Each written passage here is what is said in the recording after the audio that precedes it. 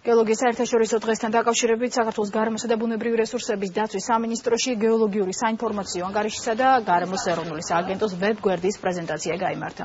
ანგარიში წარმოდგენილი იყო გეოლოგების მიერ წლების განმავლობაში გაწეული სამუშაო, ასევე გაკეთდა მომავალი წლის გეოლოგიური პროცესების დეტალური პროგნოზი. მონაცემები გადაეგზავნება შესაბამის სტრუქტურებს რეაგირებისთვის და მზადყოფნისთვის. შეხვედრის ბოლოს მინისტრმა გეოლოგების სიგელებით დააჯილდოვა.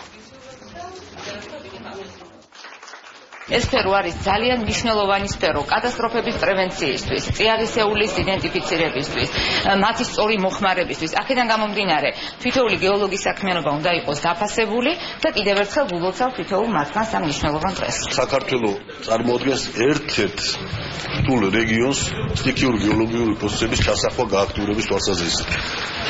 შესაბამისად პრაქტიკულად ყველა რეგიონი აქვს მოცილი ამ პროცესებს. აღნიშნულ ბიულეტენში აღწერილია ის პრობლემები გეოლოგიური კუთხით, რომელიც საშიშროებას უქმნის არა მარტო მოსახლეობას, არამედ საინჟინრო კომუნიკაციებს, სხვადასხვა ტიპის ინფრასტრუქტურულ ობიექტებს.